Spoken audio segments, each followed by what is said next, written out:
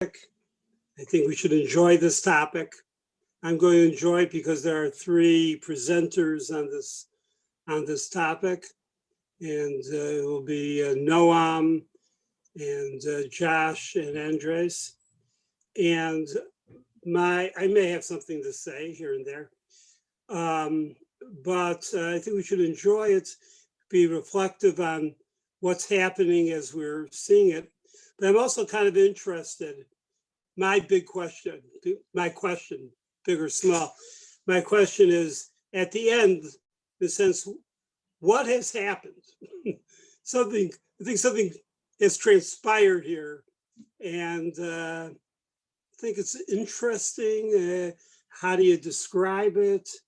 And so I'm happy to hear things during the middle of the presentations when we try to understand that as well.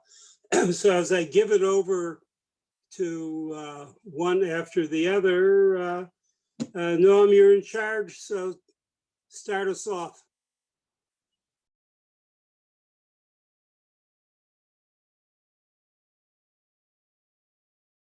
All right, hey folks, hope that connection is slow. Can you all hear me? Yes? Good.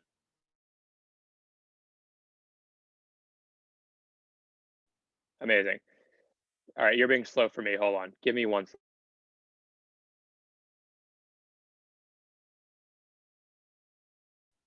All right, this should be a little bit better now for me, at least I hope you can hear me. So we, as Rev Landis gave in his introduction, we are about to do something quite interesting, which is sort of going to defy many of the rules that we have been learning up until this point. And we're going to explain what exactly is the nature of this defiance. And that is going to be the topic of Bria. I think that's how you pronounce it. It could also be Beria, depending on how you see it with Nikud. So I will probably go back and forth between Beria and Biria, depending on what comes out of my mouth. But you know that I'm talking about the same thing. If anybody here has the official pronunciation, I'm open to hearing it right now. The Gra seems to think it's Biria, right? So that's how I learned growing up. And then Rav Nachum's text said Bria, so maybe I thought I was wrong. So I'm probably just going to go back and forth. I agree that it's Biria. Maybe I had a typo. Oh, great. So then I'm not going to go back and forth. And if I do go back and forth, then I'm wrong. So just by way of introduction, before Rav Landis, you're muted. In Yiddish, it's often, sorry, Beria. All right, that's what I usually say. Okay, go ahead, do it any way you want. Okay, so I'm going to be hopefully sticking with Beria. So before we jump in, I guess by way of background, and we sort of saw this in our preparation, and we're going to see some of those sources, is that the Gemara does not offer any comprehensive definition of what this word Beria is, what it means, how it operates.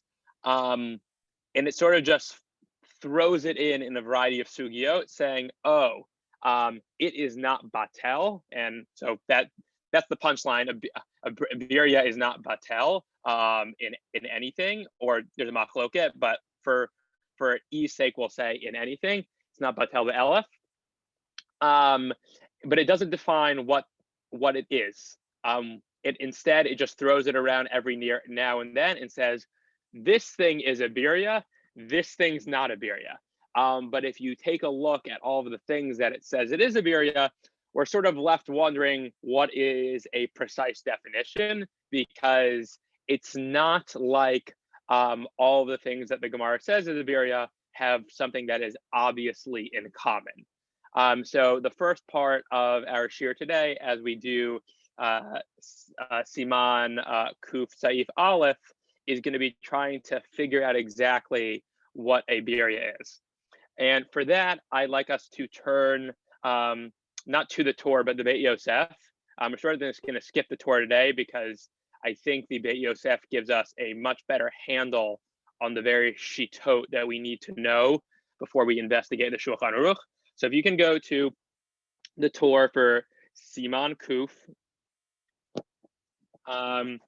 And we're going to be in Dibora Machios, the first one of the Siman, Kol Davar Shehu Birya Kigon Namala Of, etc. But we're not going to start from the top.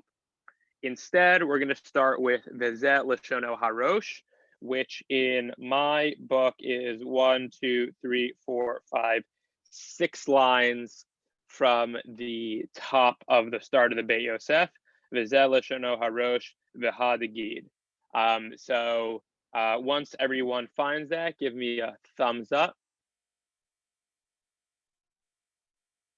Great, amazing. So can someone, can I get a volunteer to read from start reading off from the Beit Yosef?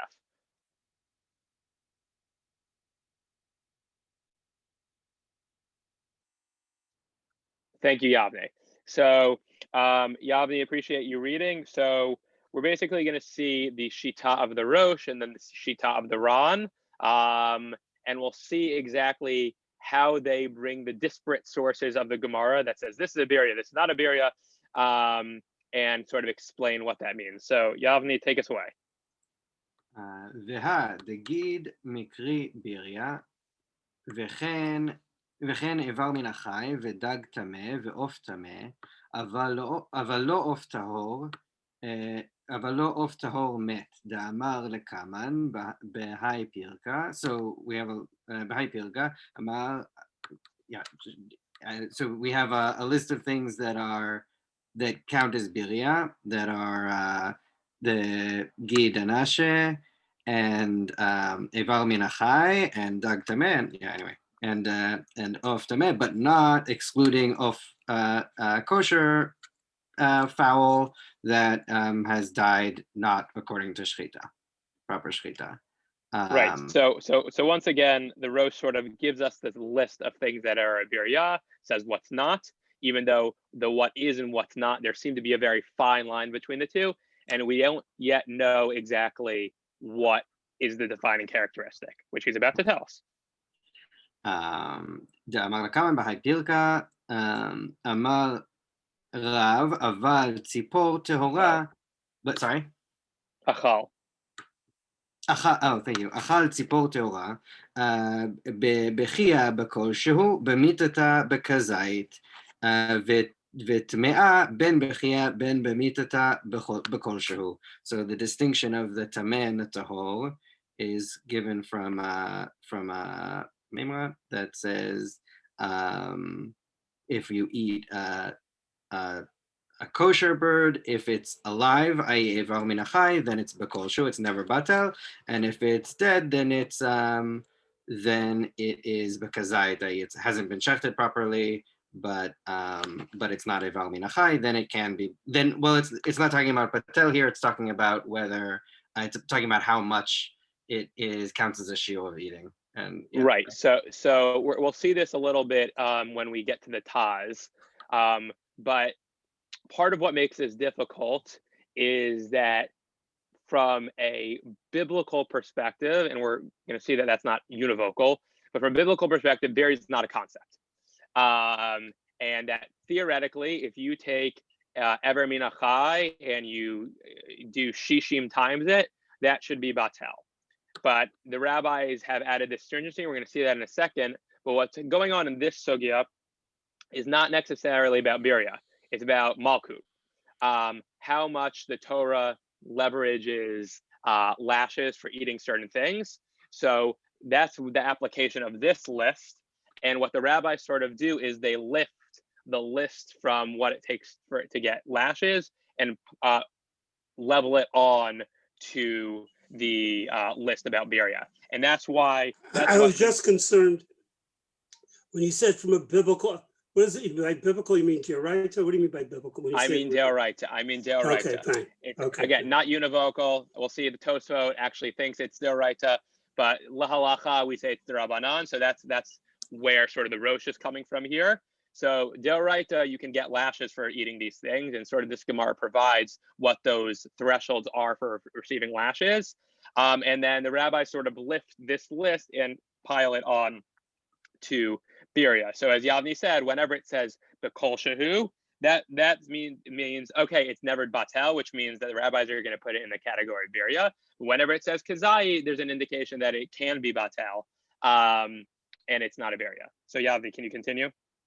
Sure. ופירש רש"י, דנבלה לא מקרה ביריה, שלא הייתה נבלה שנוצרה, אבל גיד ועוף טמא ואיבר מן החי, חל איסורן משעה שנוצר. So Rashi gives an explanation that that nevela and is considered a birya because it was not is not considered a birya because it was not because like from its when it was created, when it started out, it wasn't considered a nevela. Only when it died or was killed improperly did it become a nevela. Whereas gid and asher, or like a unkosher fowl or a part of a living thing, those were forbidden from their conception. Great, thank you. So now we have rule number one, right? What is rule number one? It has to be forbidden from its inception. So anything that was created forbidden can theoretically fall under the category of birya, which would be to exclude a nevela, because the way you become a nevela is that you have to be alive first, and not necessarily in a prohibited state. And that happens after the fact. So that's condition one. Actually, you're gonna say something? Not exactly what Rashi says in the place in his comment.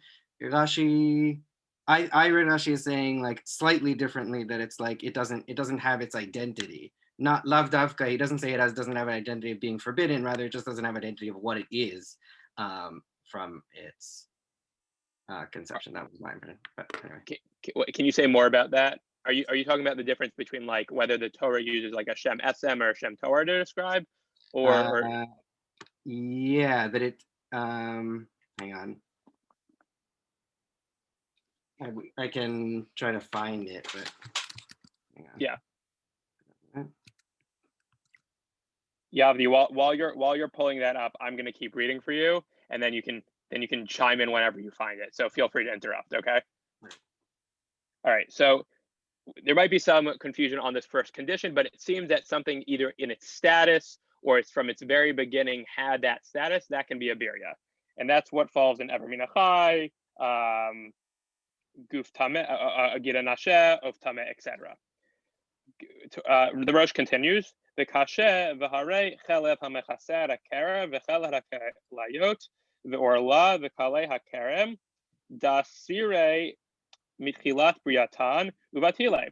So the Rosh, of course, challenges, well, this is a problem because we have all these other things, like chelev that are covered in the utensils, the kinnis, orla, forbidden prohibitions that are from their inception prohibited, and yet we know from other contexts that those are batel. So that would seemingly disrupt our working definition that it has to be something from its inception is prohibited in order to fall under that categorization. The Rosh answers, V'yesh lomar, dechol davar she'im yechalek ein shemo alav nikra birya. So the Rosh now provides a second condition, that anything that if it were to be divided, it does not retain its name, like its original name, that can be a birya. So if it's divided and it's then in its division form, it is still called that same initial name, then it can't be a birya. But if it is divided and it goes by a different name, it can be a birya. So the Rosh is going to provide us some helpful examples. De'of tameh shalem nikra of, ukeshe'ein shalem ein korin oto of, ela chatichat of tameh. V'chen gid nikra chatichat gid, v'chen ever min hachai nikra chatichat ever min hachai. Nikra chatichat ever. Right. So he gives all these examples of the things that we know to be a birya, and he says that in their full forms they're called one thing, but in their divided forms they're called a piece of something. Now, to me, that seemed a little bit arbitrary. Yeah, Joel, you're going to say something. No, I was going to ask you why you thought that was the criteria, but so Yep. never mind. You're going there anyway, so go ahead. Right. It seems to be a bit arbitrary because I don't know, like if I have a Gid HaNasheh, right, and it gets sliced up, I am just as likely to say, hey, pass the Gid HaNasheh than pass the piece of the Gid HaNasheh. And to me, that seems like a weak distinction. But does anybody have any thoughts as to where he is getting this from? I mean, I think we end up seeing, my impression from some of the other sources is that like the primary thing, like a lot of these qualifications are coming to exclude like things that we know aren't a birya, and we have to explain why they aren't, since they seemingly meet like the other qualifications. So like this one I think is for like chelev, right? And I think like dafka with chelev, it particularly like works well. And that like, if I have fat, like I'm just gonna call it fat. Like whether I have like a large lump of fat or some smaller amount, like it's always gonna be just like chelev, right? Like I do agree that when you get to like the idea of like nevela versus like, you could totally say I have a piece of nevela versus I have nevela. Even though I do actually think the distinction he's making is like somewhat intuitive. Like I don't think I would say I have the Gid HaNasheh since it's this specific thing if I only had a little chunk of it. But I think specifically since we need this qualification to exclude chelev, I think it dafka works pretty well there. Right. What you're saying is that this is not necessarily an intrinsic definition to what a birya is, but it's something born out of things that we know dafka is not at that category. So we need a conjecture or rule. Think the kind of like shlemut and sort of like something that they don't really talk about, which is often a kind of like me'us sort of thing, are the things that seem like fundamentally what a birya is. And it seems like most of the other distinctions are not necessarily trying to describe some fundamental characteristic of birya, but trying to explain, we know these certain things are biryas and these aren't, and we have to explain why. And so we're going to come up with something a little more arbitrary. Totally. Josh, I like your distinction between nouns and adjectives. We're going to see that in a second. Rav Landis? First of all, I think you have a better argument for, Alexa, you have a better argument for why it's a good distinction, as opposed to pushing it away that it had to be put in. First of all, no, I think it's good. Because when you have a glump of something, it's a glump of something. And it has its full, that's its integrity. Its integrity that it's just a lump or a glump of something. And that applies to something that is nice and applies to something which is not nice. All sorts of not nice things. If you have it, it's that way. Second of all, I think it's very important to try to make the argument. They're constructing I'm talking methodologically, how we proceed. I don't mind going inside and outside, obviously. We have, in other words, what are they doing, looking? They're making an argument. There's fragility to the argument too. But what is the argument? What is the argument?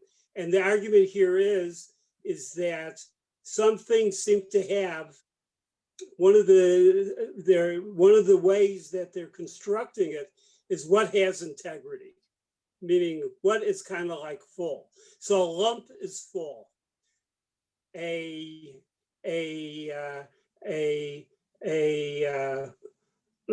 flea that has all its appendages is full. And if it doesn't have its full appendages, it's not full. Yes, that's a connection of shleimut to shame. And I by the way, I think regarding shame and shleimut, which was mentioned that it's connected, I think that's an ongoing development within the halacha of how far, in terms of shame, how far can we make shame a really identifiable piece. So therefore, my rant right now. Let's also try to make their argument and not dismiss. I think Lexi made the argument well. So you're on the my white hat people right now. But the third part is, and now I'll add, because maybe whether it's inside talk or outside talk, it's becoming a very interesting. The definition is creating a very interesting creature. It's becoming an interesting creature, not a boring creature, an interesting creature. Okay, no, go back. I'm sorry. Right. Well, just on that last point, I think when you say interesting creature, you mean no simple definition. Like there's no one liner you're ever going to be able to give for this, because there are too many conditions, as we're going to see. Does anybody have any more comments before we continue? I found the thing, but it doesn't feel that important. It feels like a pretty subtle distinction. So I'm. Thanks, Yavni. And Joel, you were going to say something? Well, I also just want to throw in the importance of language in kashrut. That I mean, we've seen it already. Going back to our Shema, right? Here again, the name is important, and we'll see with the definition of what is basar, right? Also is going to have what people colloquially call basar is an important distinction as well. I've never personally, maybe somebody has like a good thought, or some Rishon or Achron's written about this, but like that language matters in Yisur V'Heter. So. And that is, I think, a wise thing going forward when we talk about this definition, especially based on how the distinction he's gonna go for it. Thank you, Joel. So I'm just gonna keep reading. So he named all of the things that fall in this category. Aval nevela afilu chatucha kiruya nevela dechol davar shenit naval karu nevela. So he then says, but a nevela doesn't fall into this category because when you cut up a nevela, it's still called a nevela. So it doesn't cohere with this definition. And this is where I think the language piece comes into play, which Joel mentioned and Josh, you mentioned in the chat. Ve'eno shem etzem, and it's not a noun. Ve'chen shor haniska lo mikri birya kidemochach beperek hatarovet mishum dichtiv lo yochal epizaro demashma afilu chaticha mimenu. Aval hane kamar lo tochal otam ben gadol ben katan ki al shlemutam nikraim ken. Right. So he now draws this distinction. We're not going to go through it like so in dense depth right now, because if you open up the Rosh himself, he'll actually like really do the work for you. But he makes a distinction between what the Torah prohibits as nouns and what the Torah prohibits as adjectives. So things that are nouns are intrinsic to itself. It's talking about its essential quality, and those are the things that are forbidden, no matter what their size. You have the tiniest wasp. Well, when the Torah prohibits it as an essential entity, as a noun, that can be a birya. But something like a nevela or a shor haniskal, and obviously the shor haniskal has both a adjective component and a noun component, but here they take it in the adjective sense. Those things are not essential. And therefore, they have thresholds that are not itself. And that's where the shleimut piece comes in, that was mentioned before. And we're going to see that shleimut piece articulated even further going on. So right now, it's just worth noting that so far we've established, again, two criteria. One is that it has, from its inception, it has to be prohibited. And number two, when it is divided, it takes on a different name from what it was before. So those are the two definitions that the Rosh has provided so far. But are those alternative definitions or are they combined? So I think the way that the Rosh is reading is that they build on each other. Meaning, I think there are two ways to read the Rosh. I think one way you read the Rosh as saying he only cares about the Yechalek definition, right? But then there's another way to read the Rosh in which he also requires the other one. We will see later that the Gra says that he subscribes to both definitions, but I think at least here it's possible to read either. Does that answer your question, Rav Nachum? Sure, yeah. Great. So I realize that we are running out of time. So I actually want to skip to the Ran because we've sort of gotten what we needed from the Rosh. He talks about the Chita that Lexi was speaking about before, and he talks about some other things. But it's from our perspective, we got what we needed from the Rosh. So now we're picking up at the Haran Katav. Does everyone see that? It's on the next page in my edition, 3 lines from the top. Amazing. Can I have another volunteer to read, please?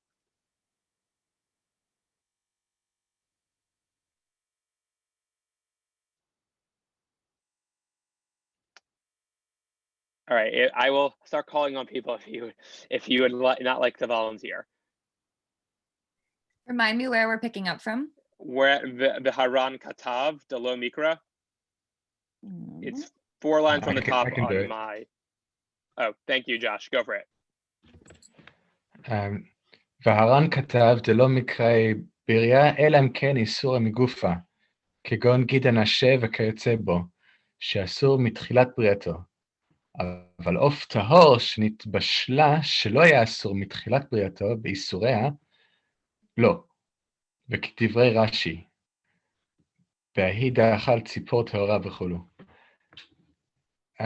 Should I translate?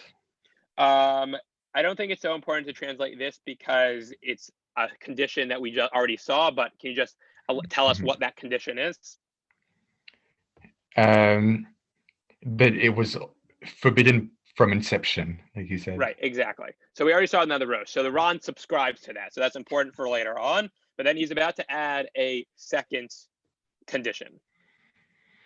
וכתב דמהי טעמה, נמי לא חשיב שור הנסכל בריה, וצריך עוד תנאי שני, שיהיה בריאת נשמה, כגון גיד הנשה, דהבה בחיותה.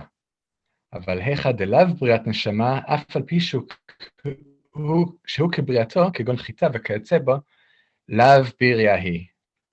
כדאמרינן בפרק אלו הן אלוקין. Stop there. Stop there and translate, please. Okay, so he continues and he says the shor and his skull isn't a birya for the same reason, but there's a second condition of biryat neshama, soul creature, living creature that has chayuta, has vivacity, or whatever you call. It's great. It's has great. a It's great. life force, yeah. And this comes to exclude chita. It comes to exclude a grain, which it's a thing. It's shalem, and it's always been, I guess, like a truma chita, and it's always been asur, but it's not living in the same way. It doesn't have an neshama. Great. So that's perfect. So that's another condition that the Ron has just introduced. It's a new condition for us. The Rosh didn't mention it, but it has to have some sort of what was the using of vivacity, vivaciousness, whatever it is, or has to have some sort of essential lifeness to it. Of course, the Ron knows that that's going to be a problem because we know that chalev comes from an animal which has life to it. So now he's going to explain why chalev is not part of that definition. ומיהו חלב לא מקרה בריה, אף על פי שבריאת נשמה, לפי שאינו במקום אחד, ואינו כמין בריה שהיא מקובצת כאחד. That's good. You can just translate from there. Okay, so nonetheless, chalev is not called a birya, even though it does have neshama, because it's not in one place. It's not mekubetzet. It's not lumped together like other things. It's more. Its definition is more slippery and slimy, which is what exactly chalev is. So yeah. So Josh, thank you for that. So the Ron sort of added a asterisk to his second condition about having life force, because chalev does have life force, and he says it's because it's all over the place and it's not collected into one location. So the Beit Yosef hasn't said it explicitly yet, but we sort of had a conversation about it in the context of the Rosh about, what happens with naming conventions when it's divided. And here the Ron also says, if the life force piece is not all in one place, it doesn't count as birya. So what are both the Rosh and the Ran sort of talking about without actually saying the word? I think, Lexi, you mentioned it before, but it's a condition that the Beit Yosef is going to say explicitly. But what condition of the essential nature of birya have they sort of been approximating around, but they haven't said yet? Like this, like shlemut, essentially. Right, the shlemut, right? And that is sort of the overarching definition, it seems like, because that's sort of how the Ran is able to make that distinction for the chalev, meaning, oh, it's all over the place, it's not shalem, so even though it's got a life force, it doesn't count, right? Because remember, the difference between the Rosh and the Ran here is that the Rosh can eliminate chalev by saying, wait a minute, if you divide chalev, it's still called chalev. It's not an issue for him. So it's only an issue for the Ran, who has to give a different distinction. But it's interesting that both the Rosh and the Ran, in order to figure out how to categorize chalev as a birya, sort of encircle this notion of shlemut. Rosh in terms of language, and Ran in terms of like it being all over the body. Joel. Well, I just want to kind of bring them together to kind of what you're doing, but one step further is the Rosh is saying if you divide chalev, right, it's still called chalev, and the Ran saying it is divided, right? Chalev starts out all over the body, and still called chalev. So that's great, amazing, thank you. Ravlandis?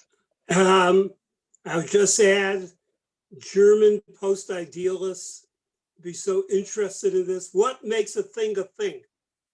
I mean, that's where my brain is headed towards, answering my question about what's going on here. To talk about they're creating or discovering, creating in the halachic sense, a thing. And one of the things that it needs is shlemut, which of course should not be taken in any romantic way, because it has shlemus. But a thing has shlemut, it's got to be a thing. Anyway, that's what I think the little ant would take umbrage on the fact that he doesn't say it have shlemus. I'm sure from its own perspective, it might have that. I'm okay. And Joel Goldstein has plants revolting. Plants don't revolt. Okay, plants don't revolt. So okay. Okay, let's go on. Great. The ants do have shlemut by the Yeah, me one more time. definition, no? The ants do have shlemut, if we're saying that shlemut is the condition, right? Yes, they do. We were talking about essential soulness. Yes, but yes, the ants do have shlemut, and for that reason. And then if you skip down to the second and last line of the Beit Yosef, he doesn't quote anybody because to him it's like so obvious, because like the Rosh and the Ran have sort of been encircling this. He said explicitly, "V'have yodea dolo mikre birya ela im ken shalem," and it's known that he can't call it a birya unless it's shalem, meaning he doesn't cite anybody who says it explicitly because it's so obvious to him, given all the other definitions that are at play, that is the case. Okay, and so I'll say, so do you like the Beit Yosef for doing this? How do you feel about the Beit Yosef? Noam, how do you feel about the Beit Yosef doing this? Right, I think as a posek, it is a very wise move. Like if he was explaining the sugiyot, which sort of the Rosh and the Ran are doing in their local context from which they're cited, it might not make sense to say explicitly that it is shalem, because the way that the Gemara is operating in that one context, that's not an important definition. You can give a different distinction. But the Beit Yosef, who is sort of fully operating as an expositor of halacha, needs to nail it right on the head, because otherwise you're going to be left wondering, okay, I see that the Rosh is hinting at this, and I see that the Ran is hinting at this, but I don't know for sure. So I'm pro. All right, so we're about to turn to the Shulchan Aruch, but just can someone remind me of the four definitions terms we saw in the Beit Yosef in terms of what makes a birya? Or four possible, because there's the Rosh and the Ran don't agree with the same things, but four possible conditions.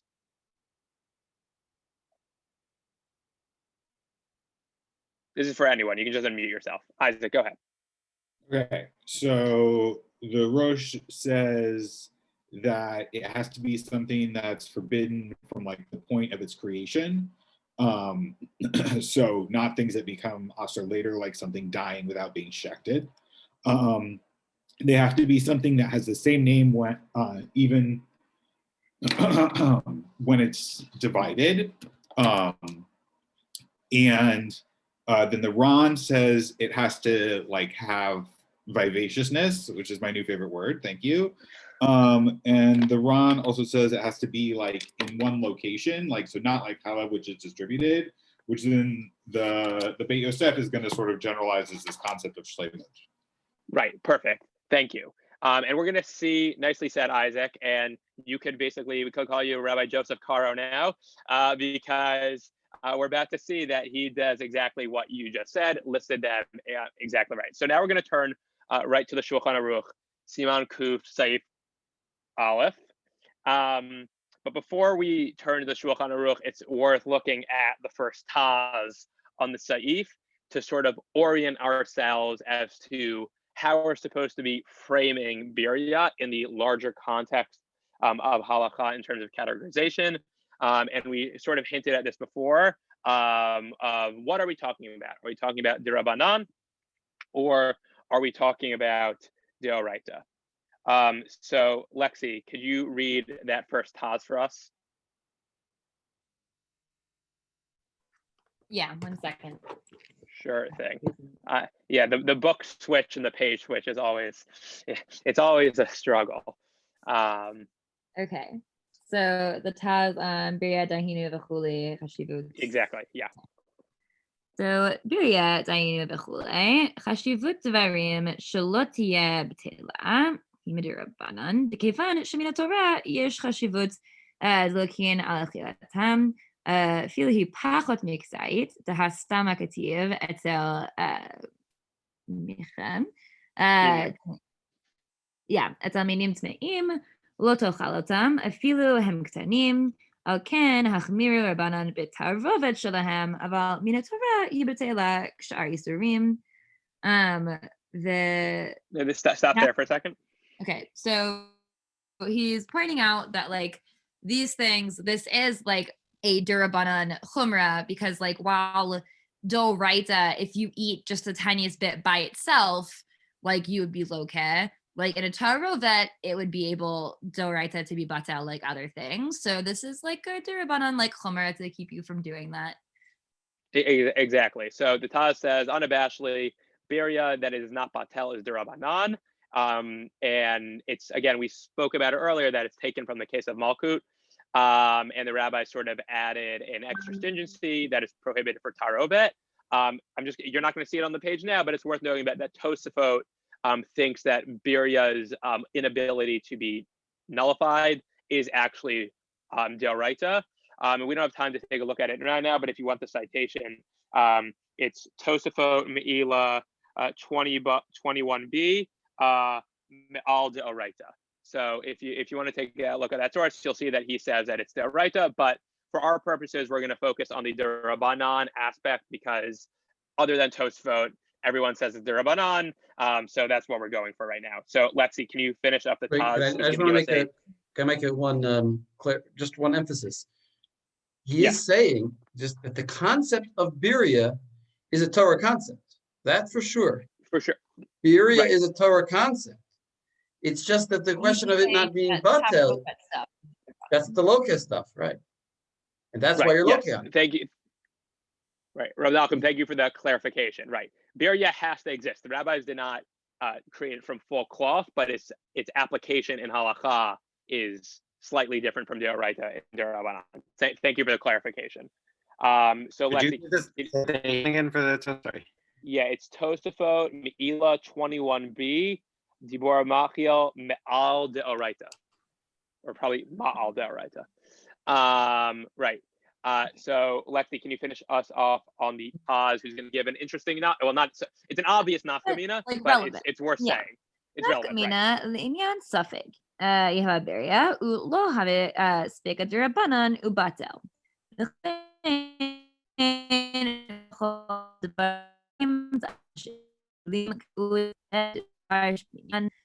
אבל אם ודאי ביריה הוא אחד מהני שאין מתבטלים, אלא שאיסור ספק בזה, אפילו באלף לא בטל, כגון ספק טריפה,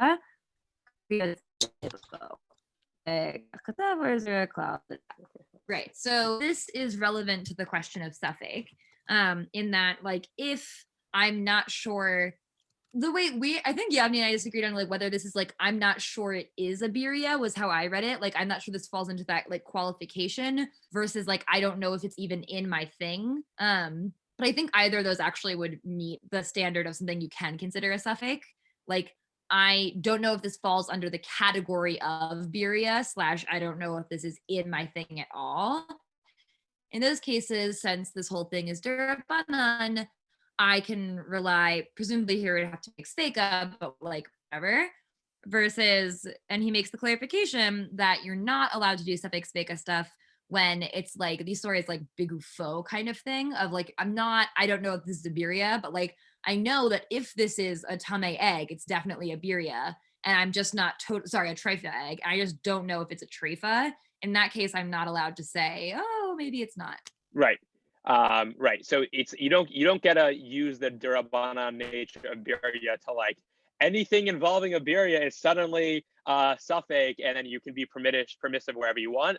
But exactly as you said, when you are unclear as to if something is a birria, you can be lenient, and then you can consider it batel. And I actually think this is an incredibly reasonable ruling. Besides for the obvious part that we're saying it's derabanan, we are generally going to go lahakel. But more importantly, I think that this is noting sort of the anxiety that they have with the definition of birria, meaning if you need 3 or 4 conditions to determine whether something falls into the category, that means that there's going to be a lot of time when there's going to be some gray area, meaning it's definitely wonderful that the Gemara lists certain things that are that is a birria, but you're not going to cover all the cases. So I think it's actually an important statement in terms of like psak that, you know that this is a complicated category. So there are definitely going to be things that are on the edge. And for those things on the edge, you don't have to give the full power of a birria to them. Great. Thank you, Lexi. All right. So I am realizing that it is already 2:45 and there are still 2 more presenters.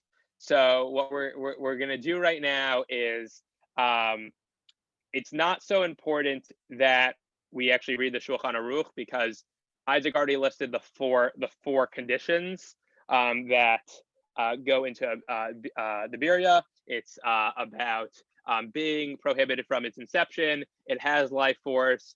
When you chop it up, it has a different name, and then it's shalem. The Shulchan Aruch paskins that you need all 4 conditions. So I'm just going to say quickly some of the nosei kelim that are talking around the Shulchan Aruch, just to give you a sense of what they say. So first of all, on those 4 conditions, the Gra basically says, wait a minute, there's nobody in who the Beit Yosef cited saying that we needed all 4 conditions. So he clarifies saying, well, the Ran has 3 conditions, the Rosh has 3 conditions. There's some overlap between the 2. And the Shulchan Aruch takes all 4 of them to create as lenient a position as possible. And that's in the Gra on Kuf Seif Katan Vav. So that's just one thing to note. Some other interesting components are that one of the examples that the Shulchan Aruch gives as a birria is a beitza sheyesh ba efroach, an egg that has a chicken in it. That's considered a birria. The Shach clarifies and says, but an egg that has a little blood spot in it is not considered a birria. So if you have an egg with a little blood spot in it, you're not automatically gone. And then the last things I want to close with is of this notion of shalem. What exactly does that mean? And I'm going to give you two nafka minot for that. Is first of all, the Gra is very machmir on what he means by shalem. You should read us a line. Fine. We're going to go to the Grounded gra. I just want to make sure that everyone has time to present. Fine. We're going to go to the gra on Saif Katan Yud Aleph. So it's V'chen Sarich. And that's where the Shulchan Aruch says V'chen Sarich Sheyesh Shalem. He says Makot Zayin Bet, and then he says Afilu Ever Echad Shechaser. Right? Even if only a single limb is missing, it loses its status as shalem, meaning shalem is not just something we're throwing out. Oh, it has to be complete. Like, because theoretically, if you're talking about a little ant, oh, it's missing one leg, right? It's still essentially complete. It can still walk around. But the Gra is saying, no, we are like very, very, very machmir on this notion of shalem. Yeah, Joel. I just want to. I didn't look into where the Graz what he's quoting from Makot here, but it sounds like the reason we say even one thing is because it's a safek in the Gemara as to whether or not that's the case, and he's saying this is a safek derabanan, so he's not taking the Tosfot side. Right. This is a deraita isur. This is a derabanan isur.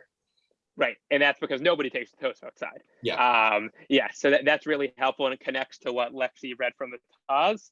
And then the other thing that I wanted to point to is in the Pri Megadim Siftei Dat Seif Katan Vav V'chen Sarich,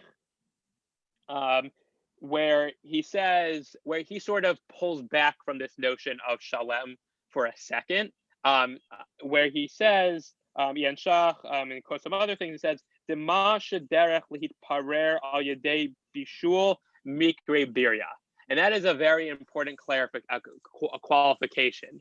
That something that you know is going to break up in the course of cooking, even though it is no longer shalem in that moment, you can't be like, oh, sorry, it's not shalem anymore. I can't apply the din of birya, because it is so obvious and so natural that it is going to crumble up.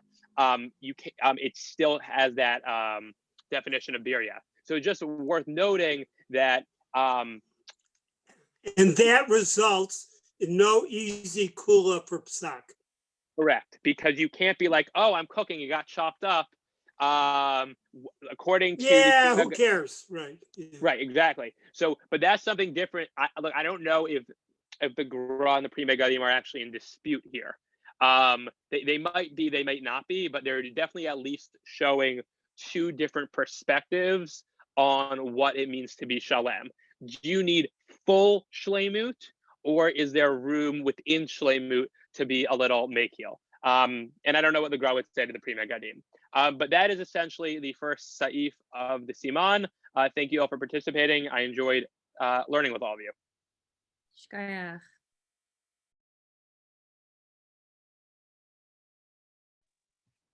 Shkoyach. You're on mute, Rabbi, you're on mute. Rabbi Landis, unmute yourself.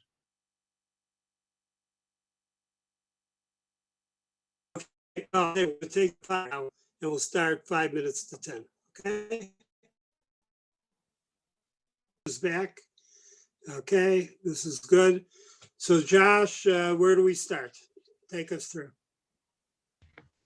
With Andres. No, I think it's me. Oh, it's you. Oh, excuse me. Yeah, it's okay. It's okay. Yeah, I have to say, you all look the same to me. What can I say? Okay, go on. Okay, so after this good introduction of the Beria, what is a Beria? Now we're going to see really its applicability when it happened to be in a Tarovet.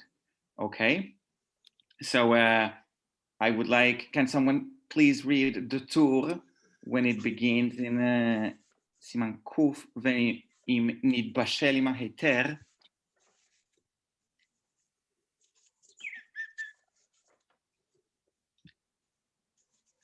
Please. Sorry, where did you want us to read? When it begins with ve'im nitbashel im haheter im eino makiro kol. I mean, in which source? I missed the tour. In the tour. The tour. I also put the page on the chat if people need it, and also the Shulchan Aruch that we're going to see afterwards.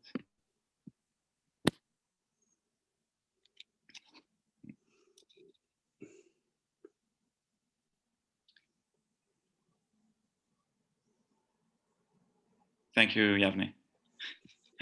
ואם נתבשל עם ההיתר, אם אינו מכירו, הכל אסור, אפילו הן 1000, אבל הרוטב תלוי בנתינת טעם. שאם יש בהיתר 60 כנגד הביריה, הרוטב מותר, שאף על פי שעיקרו אינו בטל, טעמו בטל. ואם מכירו, זורקו, והאחרים והרוטב תלויים בנתינת טעם, שאם יש בכל 60 כנגד הביריה, מותרין, ואם לאו, אסורין, חוץ מגיד הנשה, שאין טעם, אסורין, חוץ מגיד הנשה, שאין טעמו אוסר, דקאי מלן, אין בגידין בנותן טעם, אבל שומנו אסור מדרבנן, וצריך 60 כנגדו להתיר הרוטב. should I keep going? הילקח, ירח שנתבשל עם גידו, אם מכירו זורקו, וכל השאר מותר, אם יש בו 60 כנגד שומנו, ואם אינו מכירו, כל החתיכות אסורות, ואם יש בקדרה 60 כנגד השומן, אז הרוטב מותר, ואם לאו אסור. ואם נימוח שאינו ניכר, צריך גם כן 60 כנגדו, דאף על פי שאין בו טעם, והוא כעץ, התורה אסרתו, יש אומרים, and then like separate thought, יש אומרים, דביריה בטלה ב-960, ולא נהרה לאדוני אבי הראש ז"ל. Okay, thank you, Yavne. Okay, so I'm gonna just say a few things before you translate. So the important thing is that I have like 2 parts in this big tour, okay? And this big tour, it's gonna be afterwards in the Shulchan Aruch divided into 3 seifim, okay? Seif 2, Seif 3, and Seif 4, okay? And what is here important to understand is that the birya is called also ikar, okay? And that the rotev is not affected by the ikar if you throw it away, but that it's only affected by netinat tam, okay? And this is an important separation that we have to do, okay? And then since we are speaking about Beria, we have to go to a more particular part, which is the Gidanashe. And why is the Gidanashe so special? Because it doesn't give noten tam, and therefore they speak about the shumano, okay, about the oil or the fat of the Gidanashe, which would go out from the Gidanashe when it's in the mixing, when it is in the tarovet, and then we would need at that moment, after we throw it away, shishim neged shumano, okay? So do you want to translate very fast, Yavne, what you just read? Yeah, but just fast, like I could try. So if you cooked the birya with heter, like it got mixed in, if you can't find it, then everything is asur. You can't have it, even if it's like tiny and there's a whole lot of heter. That's if you can't find it, and you have like similar, I guess it's like the Gidanashe and you have other Gidim. I think that's the case. And so if you can't identify the Gidanashe, then all the other Gidim are asur, because it's not Matel, but the Rotev, but accepting the Rotev that you can see that they're not Gidim, that it depends on if it got any taste from the Gid. I guess we're not talking about whatever we're talking about. Because right, so because it doesn't, because the ikar, the thing itself, can never be mevatel, but the taste that it gives can be mevatel. And similarly, if you can identify it, then you remove it. And once you remove it, then we're back to the question of netinat tam, because we've gotten rid of the ikar, but the tam might still be there or might not, depending on how much is there. Thank you. Yeah, perfect. And then, yeah. And then again, nice. Yeah, so I wanted to show you a little picture. How do we understand this? So I found a picture where they explain. Can you see it? I don't know. Yeah. And then here is the yerech, yeah, and here is the shuman, like the fat shelagid, okay. So for me, it's a little bit difficult to understand because in the Tarovet, I thought it was only the gid and then like like some oil that the gid would expel. But no, it's also that it goes with its own fat, and then that's what we try to battleize, to nullify in the Tarovet. Okay, so this is and this proves also the fact of it's kind of chelev. It reminds me of chelev a little bit. Yeah. Oh, yeah. Good. Okay. It's helpful. Yeah. Sorry. Okay. It's very helpful. Okay, and then we're gonna go to the Beit Yosef, and the Beit Yosef, the first two Beit Yosef of this tour are gonna be trying to find the sources for what the tour says. Okay, so the first one, I'm just gonna read them superficially. What he's going to go to explain from where do we know that the Rotev is only dependent of Netinat Tam, yeah, concerning the Gida Nashe, yeah, and then we just have to go to Perek Gida Nashe in Chulin, yeah, and then I just brought again here in blue, I don't know if you see it, it says that Gida Nashe שנתבשל עם הגידים בזמן שמכירו בנותן תם, ואם לא, כולן אסורין והרוטב בנותן תם, okay? And this is like the big conclusion of Chulin, in which it says that it's benoten tam, yeah. Then we go to the next Beit Yosef, in which we say that the Gida Nashe doesn't give noten tam. And then I don't know if you remember this, but when we read the Talmud, there were like, there was one opinion saying, oh, Gida Nashe ain't noten tam, and then like 2 paragraphs afterwards, the Gemara arrived to the conclusion, yes, indeed, Gida Nashe does not noten tam. Okay? Okay, so that's the way I understood this, and this is what he says, and then he brings only the source. Okay? And then we go now to explain with the third Beit Yosef, the Shuman, okay? The shemen, sorry, the fat, yeah, and this what he says. He brings many opinions, and he brings also the Rashba, who is going to be a very important person for this whole tour, okay, and he's going to say that the Shuman, and the Rashba is going to mention also the Kanakanot, which are the Adan, the veins, okay? So this is what is going to expel in the Tarovet, and therefore we have to do again these things, the 60 noten tam, because of noten tam of the shemen and these things that the Rashba mentions, okay? And these are the sources for why we have a tour which is like this, okay?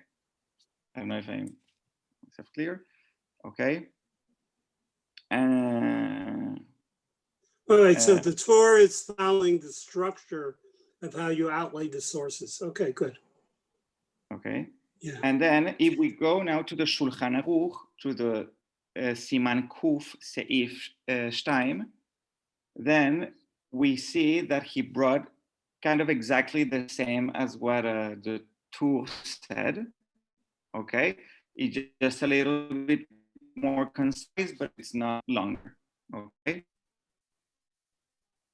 It's important that Shulchan Aruch is the Taz, okay? Because the Taz then is going to speak about the Shuman, okay? And then the Taz says something important that I'm going to read, and it says, ואם השומן דבוק בחתיכה אחת, צריך שיהיה באותה חתיכה 60 נגד השומן, ואם לאו, צריך 60 נגד כל החתיכה ההיא שהאיסור דבוק בה, okay? So here we have a problem, and if we have shuman that is stuck to a piece, for example, let's say it's a piece of meat, whatever, and then that piece of meat is not more than the shuman that is, then we have chanan, okay? All the other chatichot are going to become nase nevela, Yeah, and therefore, then we would need shim neged the rest. Okay, that's it. Okay, so this was an important part, I think. Yeah.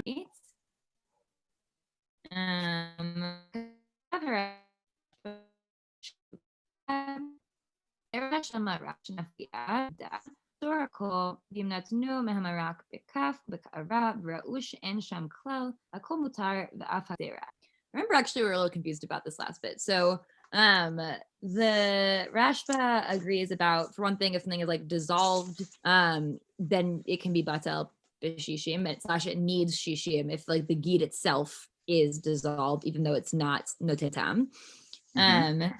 And if we have like a soup slash stew, and a birya falls in and is like lost in it, as in presumably just to distinguish from like cases where it's yavesh biyavesh and I just can't recognize it amongst other things, versus here it's like a stew and I can't find it slash take it out, then everything is aser.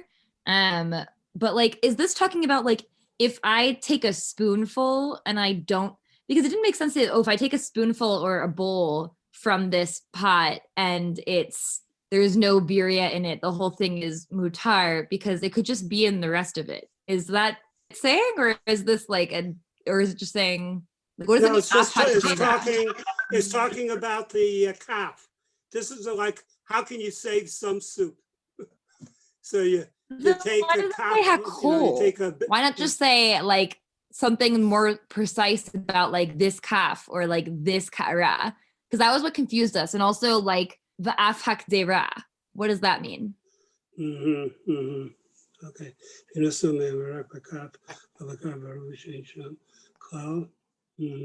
I understood it to mean that if you like search around in the Kedera and you can't find it, that it was, with it. Then why is it saying with the spoon or the? You either take it out with a spoon. If you search around and you can't find it, isn't that the definition of nevda? Yeah, but maybe I'm wrong, but I got the impression that it was like if you sit there searching through the whole thing for a while and you can't find it, then you're okay. No, so I take back what I said. Okay, so what I said was wrong. Right. I think it's actually the beginning of a whole direction in Psak in this area, which is kind of like the term for bedika. How do you test it? And it becomes a testing. Later on, the Pitchei Tshuva, other poskim, they'll talk about different ways of doing a test besides for the sinan, besides for the net. Filtering. Yeah. And so one way of testing something is, I guess the assumption would be they would be evenly distributed, which is not such a great assumption. I agree with that. But nonetheless, that would be somewhat distributed. And so if you took a sample and you tested, they're looking for a heter. There's also a thing of, this isn't a time issue. It's a mamashut. Iberia, the thing itself is forbidden, but not necessarily its time. So Right. that's why the ktera isn't affected by it, because it doesn't absorb the thing itself. My tour has a note that says at the bottom, it's the Chidushei Hagot. It says Rotzelo Mark Kol Masha B'Kafa B'Kara Vatam Sheitiro Aflaga She'im Bo Shishim Mikoma Kohu Mutar Mishum Noten Tam Lifgam. Right, that we can assume that if it's just the tam and there's no mamasho, that this is pagum in the soup.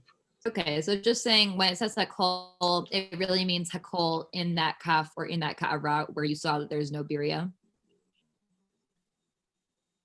That's what I understood, but no, I mean that makes more like logical sense than anything else. It just seemed like weird with the language, but any other explanation seems kind of nonsensical. So no, so now I've changed. I flipped that hakol is the whole pot.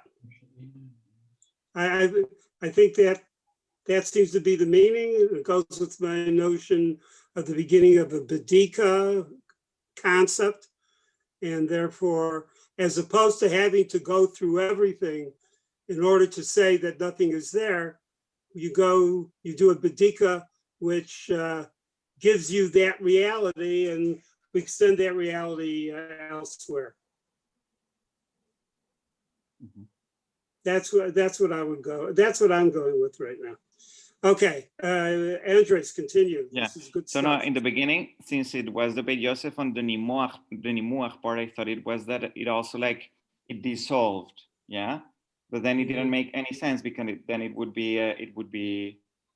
make any sense, yeah. So it has to be that when you take the calf, there is nothing in it, and therefore he's trying to look for a way to eat and not to throw everything away. That was for me like the important thing of this. Well, I thought we were talking about different things. Like I thought the nimuach is specifically like something like talking about our gita nasha and showing stuff. Like even though the gid isn't a tintam, if it dissolves, we still need shishim. Can I get the gid? And then like for me, starting with katav harash b'betshuva, there's like a gimel there. There's like it's like is a new section of the Beit Yosef. Like I understood that as being a different thing than the nimuach. Oh, okay. Good. Okay.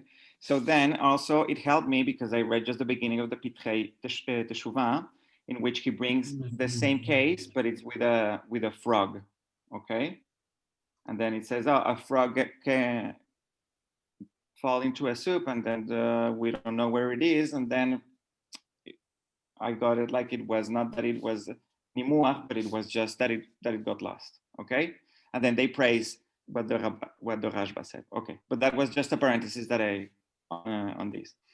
Okay, so now we have now we know that the Beit Yosef brought the case of the Rashba, yeah, and this is going to become this little case of the soup. It's going to become another seif in the Shulchan Aruch. Okay, so if you go to the Shulchan Aruch, Siman Kuf Seif Shalosh. Then Andres? we have, yes? Just, I prepared 3 and 4 because I thought that's what I was doing. Oh, okay. I'm happy if you do it. Okay. Sorry, yeah, no. So this is it. Okay, this is called transition. It's a big word. Okay. Contemporary. So this is for you, Josh. Okay. Andres, yeshkach. Andres, yeshkach. Thank you. If you just stop the screen share, I don't know. Maybe your screen sharing is good. I will take over here. I hope my connection holds up. I'm in a small village in Normandy in France. It's very nice to be connected to everyone in this way. Can you hear me? Yeah. Okay. Bezat Hashem. It comes in and out. Okay, so I'm going to go to the Shulchan Aruch again. My style is usually to read the Shulchan Aruch and go backwards rather than to go forwards.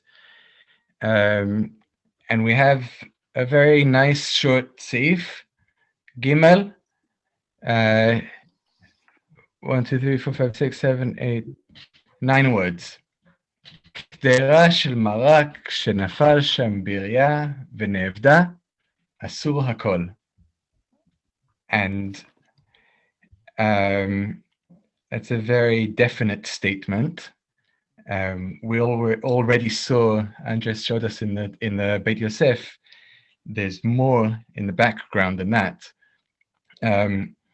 But I'd say this is the case actually in all of this Siman that I think I'm affected by the most. Like when a tiny fly falls into your coffee or your glass of wine. This is it. Once you've read this, you get very OCD and nervous about anything that falls into anything.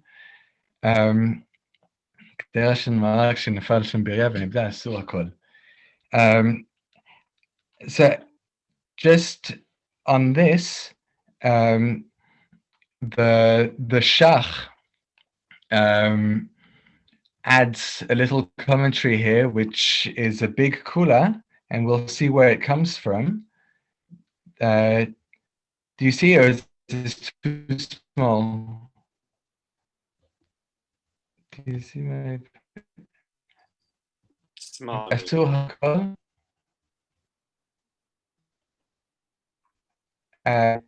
Joel, I heard you. Can you read Shach?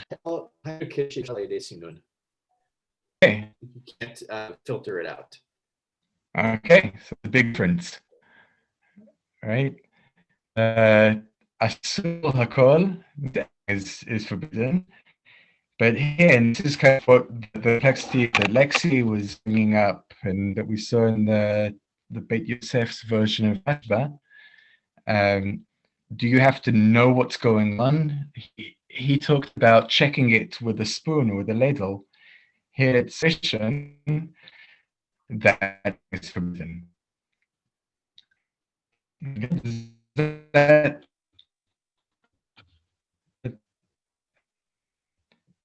So Josh, where does it come from?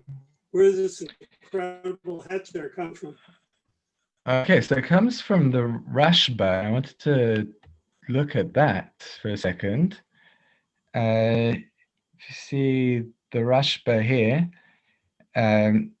he's asked about a mosquito, a yitush, that falls into soup and so on. Someone else wants to read the beginning of the tshuva here.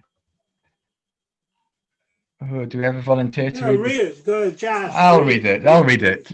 תשובה. דברים ברורים אני רואה כאן, שאין הבריאה אוסרת בכל מה שהיא מחמת פליטתה, אלא מחמת ממשה. Okay, so that's already a big principle. The Birya doesn't make things forbidden because of anything that comes out of it. It's because of it itself. It itself is forbidden, and if you're going to eat it, then that's forbidden, but no, it's not an abstract principle. It's a bug, or it's a gid, or whatever it is. That you can't negate a thing that's sitting there in your soup by some abstract principle of shishim.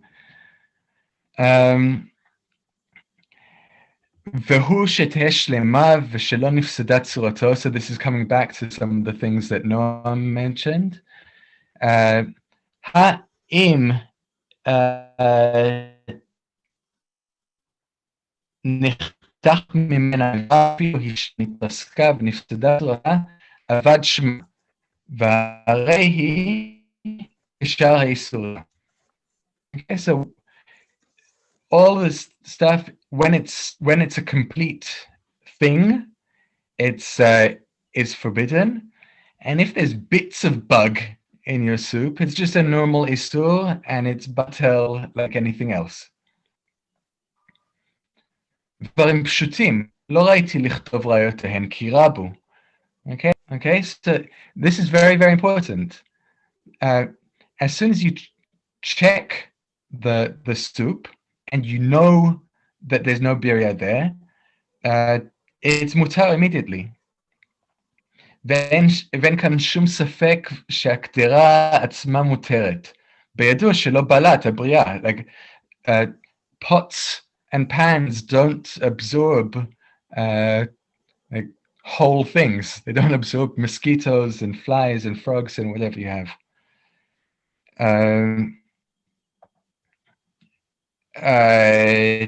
Maybe I could stop there, but okay, and then he goes into explaining a little bit about the plita. You just said a number of important things. We have some facts of non-absorption.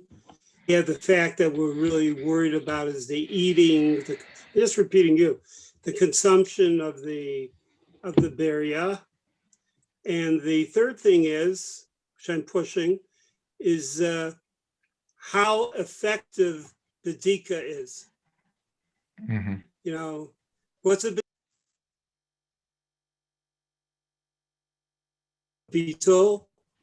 Badika says it ain't there. That's all. You know, it's not there. It went somewhere, but it's not there. I mean, one could play around with the concept of comparing Badika and Beetle as two concepts, you know, as two concepts, but that the Beetle eliminates, eradicates, but Badika seems even stronger. I don't have to tell you where it went, how it went, or whatever happened. It's just not there. So I think, I'm sorry, I'm commenting on you, but I think it's an important mahalech. It's an important process that the halacha is going through.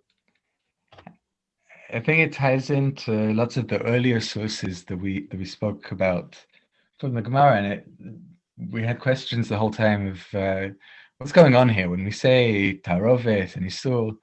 What actually is forbidden? Is it the thing, or is it the trace of the thing, the tam? And in most of the halachic work, we went with tam, and even like a proxy for tam. We had the shishim, and here in Beria we're coming back to the thing itself is forbidden. We don't want whole things. That's kind of how I understand it philosophically, I guess.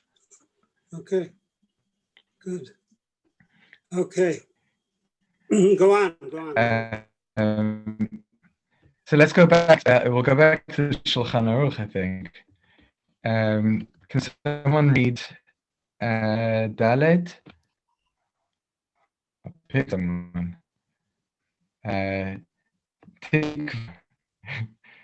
If it's okay, can you read Daled? I can share it also. You're gonna share it? Actually, I prefer you don't share it Yeah. because my connection is not good. It'll, my connection is not so stable, and I'm recording it, so don't share anything.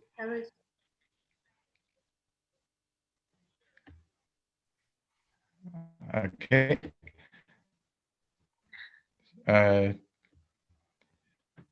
Okay, so someone who has it, someone who has it in front of them. Oh, I have it. I just Okay. wasn't sure if you wanted. Yeah. No. Thank you. נמצאו בהם תולעים, הירקות אסורים. Gimel Tolaim. Sorry? Gimel Tolaim. Yeah. Sorry. גימל תולעים, הירקות אסורים, אבל מהשלכות מסנן ומותרים, וכן הבשר יחצנו ויבדקנו במותר.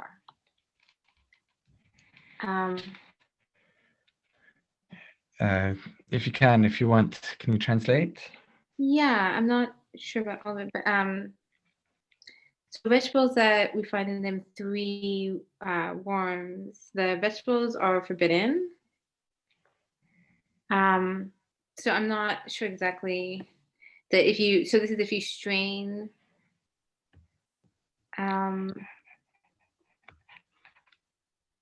I think the case is like if you imagine cholent and or just some, I don't know, some chicken soup or something, and you open up one of the chunks of carrot and there's 3 worms in there. Oh. Right?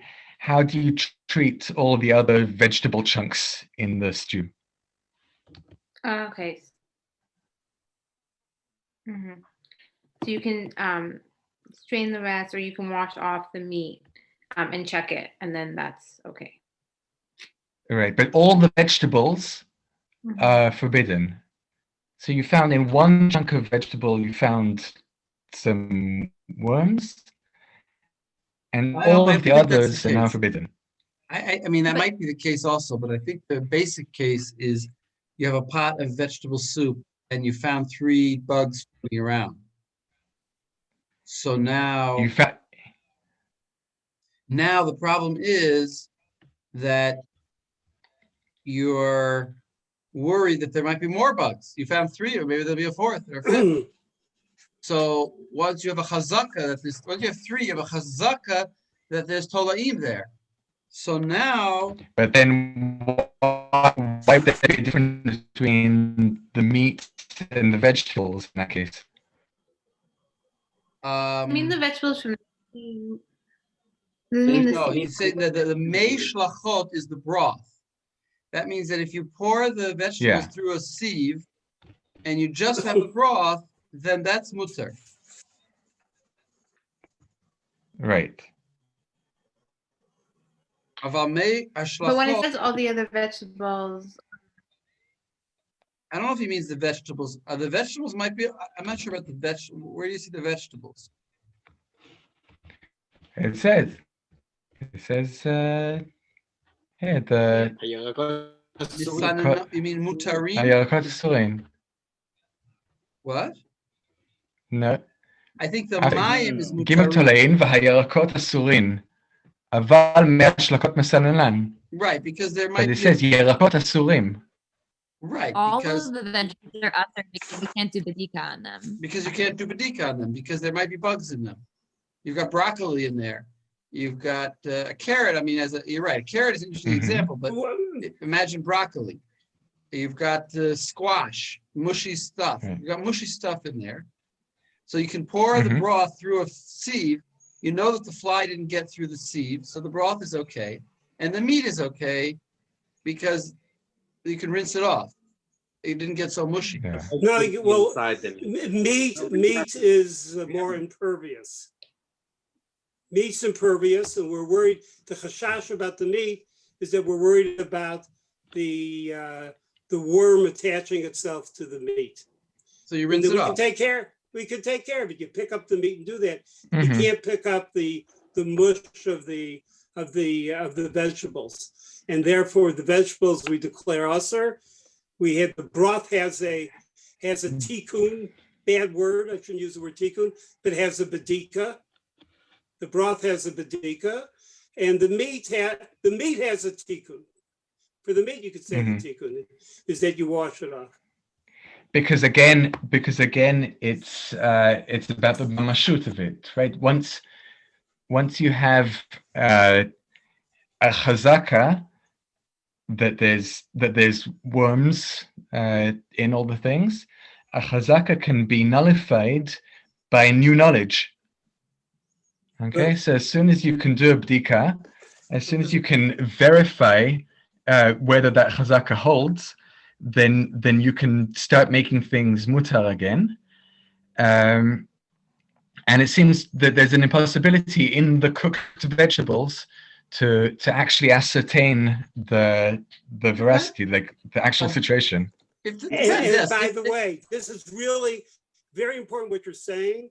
I'll connect it to something that the Kaf HaChaim says, b'makom, let me remember it, b'makom sheyesh, he doesn't say something like this, b'makom sheyesh efsharus, I'm sure you should efsharut, b'makom sheyesh efsharut l'bedika chayav livdo. Very interesting. So bedika becomes not just kind of a kula, kind of a thing that will accept. Bedika becomes the way of fixing the situation, and you should, because you fix it because Bedika actually says there's no problem. the situation is already the situation. A bad situation doesn't exist. Therefore, you're chayav livdo. In other words, as you can tell, one of my interests is that Dika becomes stronger and stronger as a full-fledged method of creating stock, and we use empirical methods. We're bodek. We look inside. or Musanin, whatever. But so I think that fits very well with what you've been saying. I wanted to look at the Taz here because it brings something that's like a personal interest of mine. Is like there's an old debate.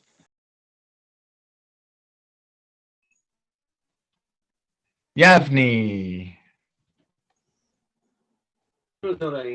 בבית יוסף בסימן פ"ד מביא שם תשובת הרשב"א וכתב שם שתי פעמים, וכאן הוא תשובת רשב"א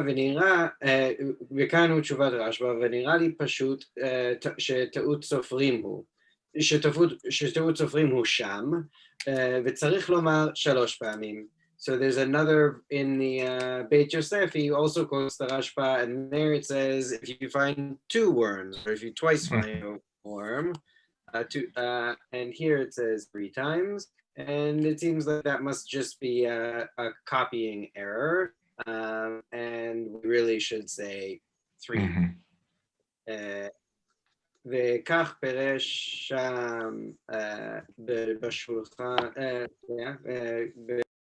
then we should Rabbi, I guess, is his teacher, or is No, Rabbi is Yudanasi. There's debate over what is chazaka, which, if anyone wants to talk about later, it goes back to Dead Sea Scrolls, and it goes back to maybe the Torah itself. Al pi shnayim edim or shlosha edim yakum davar. Right? Is 2 or 3 a lot? Like, which one is the significant number for saying that something is truthfully a lot? But Rabbi has an opinion that it's 2, and that doesn't usually get paskined to halacha. We usually say 3 is a chazaka. But the Bach is saying, hey, but there's this other opinion out there, so let's be concerned about 2 worms. ולא נראה לעוניית דעתי כן, כתב הראש בפרק הבא על יבמתו. Maybe we can even stop there, because it just goes into why he says 3 and not 2, but he's just saying, like, that's the usual thing to do. Okay. Any questions or comments on that?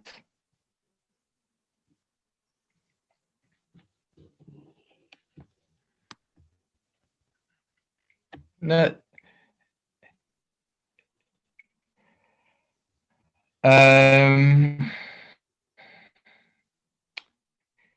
The only thing I can add, sorry, this safe is not as sexy as the first ones. Unless you're having soup for dinner. I just had, actually. Maybe I'll share the Rashba again. The Rashba is the important guy here, because the Beit Yosef loves the Rashba in Kashrut. He's always quoting the Rashba. The Rashba kind of works out all the details of all these things. I think in a more total and holistic way than the other Rishonim. So the Rashba is being brought in all the time. I'll bring some. Sorry for sharing.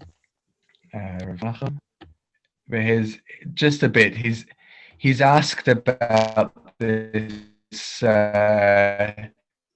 About the case, okay? אישה שבדקה ירקות ומצא בהן ואחר ששלקן מצא עוד בהן 3 תולעים, יש להתיר את הכל בכיוון ששאר.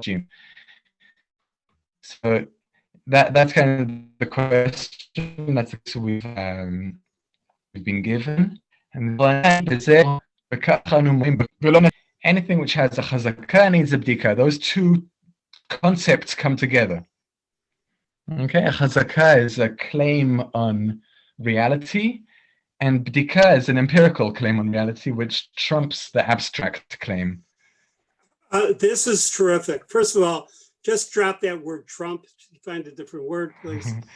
No.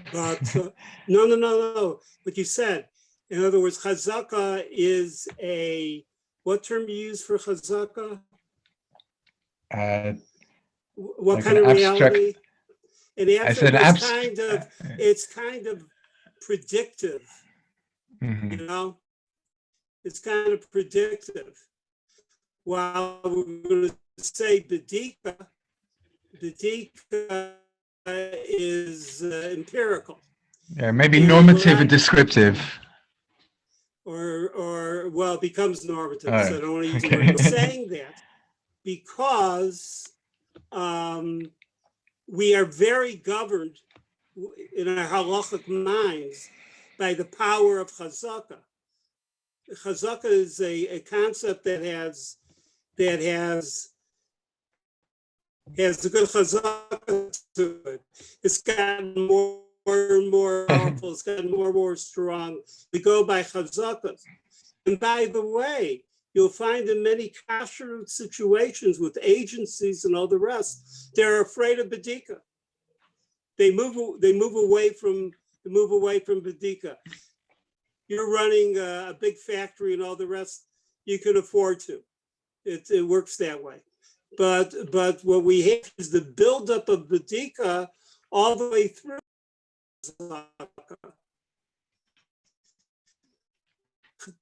Is not down and out. Chazaka, I'll say it again, is one of the most powerful concepts we have.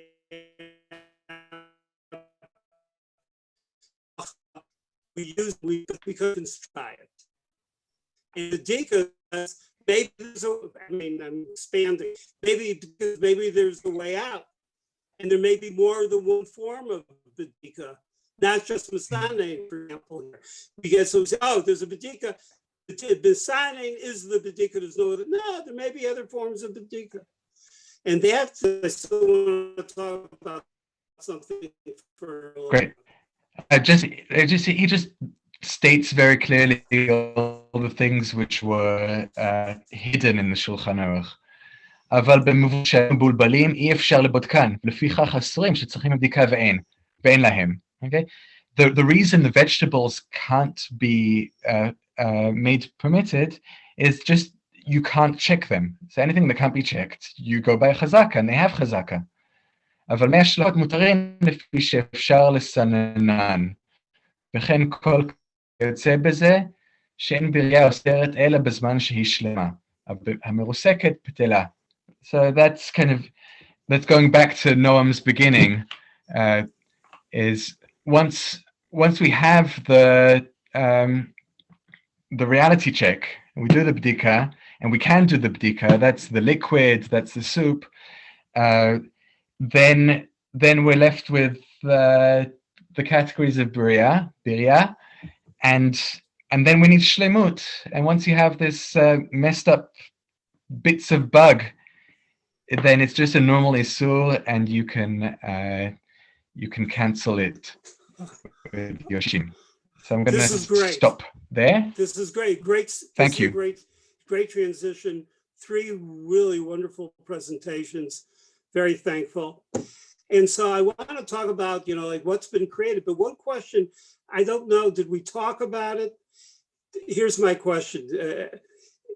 We saw that actually, or we saw the Gemaras that referred to it, so that actually in the case of Beria, or Gita Nasha, the case of Gita Nasha, it should be Batel Barov, go back to our biblical, back to our derisa stuff. And they say, no, it's a Beria. It's a Beria.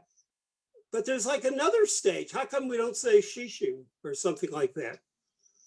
Well, in other words, how does it move, or how does it jump all the way to Aleph, or even more than Aleph? We didn't talk about more than Aleph because we just said Aleph is the classic idea of infinity.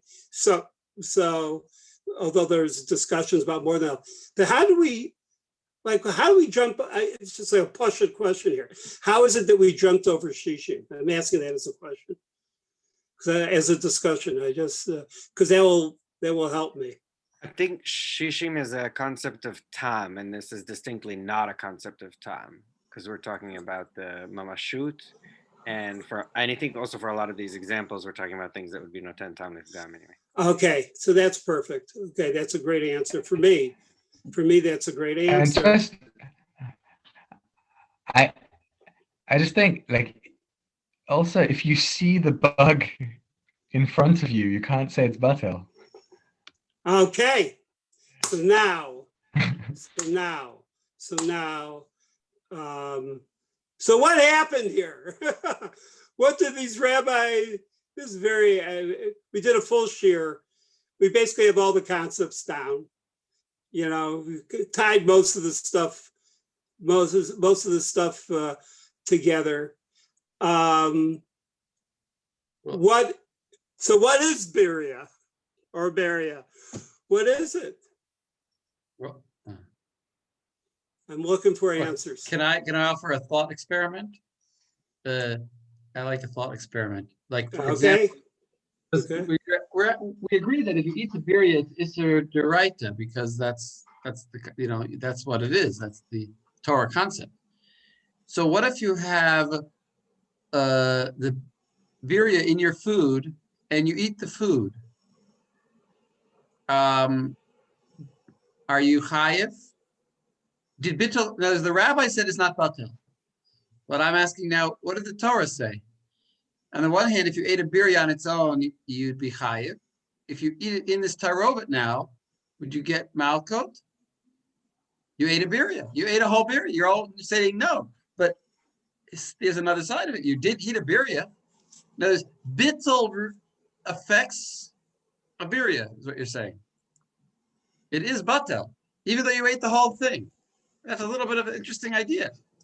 This is very helpful, even though we've argued on this point three times in the past.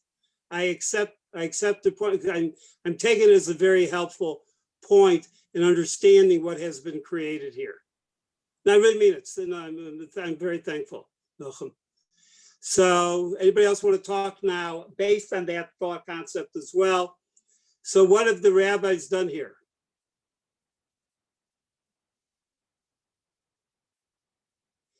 Well, I'll tell you what I think. They've created something, or discovered and created something very strange. It's a fragile definition. Actually, fragility is part of the definition, not just the definition. It talks about not having, it has this shalom. It talks about Easter, which is a derisive concept of Easter, that even in Kol Shahu, rather than just repeating what we know, even in Kol Shahu, there's Malkot. I think this is like the dark force nature comic book bad dream nightmare of something of that which is usher. I mean, the rabbis pull it together and say it's kind of like taking the idea of what Josh says, if it's in front of you, how can you eat it? Or as Reb Noam says, how do you deal with the fact if you did eat it? But it's very, this comes the poster monster for the in all the kashrus you're going to be learning. It's like the poster monster. Now, why, if this is true, or it's not just my own exaggeration, why would this? How does this impact? I was about to say, why do they did it? I'm not sure if I can answer that, but how does it impact? It impacts by giving a face to Easter. Also, it is this terrible uranium that never dies. If you knew Superman comic books, this kryptonite, which is dangerous for forever on, this is the power. And it becomes power fiction fantasy, that dark matter that you all were dealing with. I'm positing right now. You don't have to agree with me, but that's also the attraction of learning, Beria. There's a certain attraction in there that you want to see, like you're touching, dealing, figuring out how this happened, and for something never to be bottled, never to be bottled. Now, if Tosos is right, and it is dear right, and Tosos is always right, then this is like in the those terrible fantasy, bad fantasy, dark nature films. I haven't seen so many. That at the end, which you think you've killed the bad force, at the end, he also rises. He rises from the ocean still alive. It's deraisa that it really is something that exists. If it's drabanan, then it's rabbinic creation. If it's deraisa, there's something that we can call absolute Easter.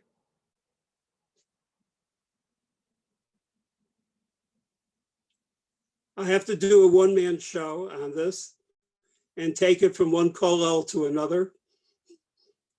Motzei Shabbos kind of Tish kind of forms. But actually, I think this is true. And then I think that there's a need, somehow I feel there's a need expressed by doing this.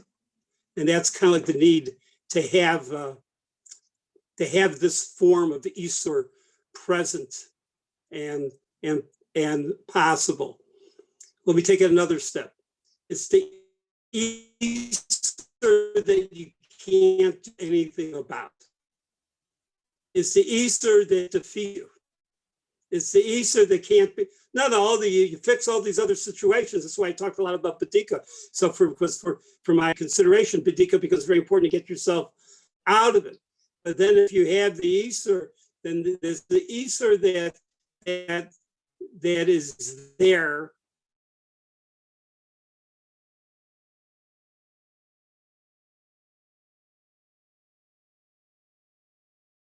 Imagination.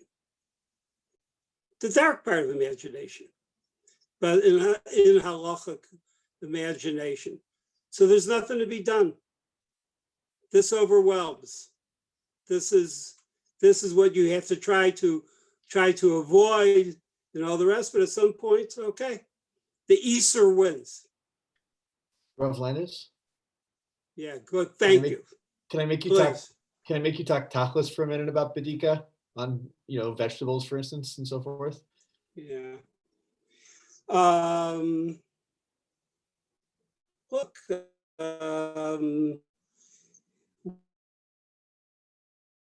We trust throwing in some vinegar into the sal, into the large container that you put the vegetables in, or you're not going to. You have to trust it completely. If there is some sort of biological test that your crazy next door neighbor scientist has, why not? That's a bit. I mean, it should be. He has to show. He or she should show that there's some reliability. But absolutely, I would. I had a neighbor like that. I don't know, tested for something and all the rest. And I said to myself, basically learning these sugyas over, they're right. Badika should take a greater place. But then I go back. But when there's a communal policy against Badikot, I think we're headed in the wrong direction. Besides the high science stuff, what I meant with the vinegar is that there are people that know their vegetables vegetables. There are people that do, farmers, other people that kind of know their vegetables. They throw stuff in. I was with a guy once, a farmer, and he threw kind of like, I told him about my problem with vegetables. He threw in some stuff, like some pulverized rock that he had and this and that. And all of a sudden, a lot of bugs came out. And the second time around, third time around, no bugs. So I don't know. He knew how to do it. So he did it. So I trusted him. I would, continue. That's all I can do in Tachlis right now, unless you had something else in mind. We have to move in the direction for Bedikas. Bedikas declare a descriptive reality as opposed to the chazaka of a prescriptive reality. Descriptive must, I will say Trump, must overwhelm most of the points. Nachum, we recorded this? I think so. Yes, you did. And okay, so you'll send out for next week. And yasher koach to everybody. Thank you. Thank you. Thanks to all the presenters. Yeah, really. Wonderful. Bye, everyone.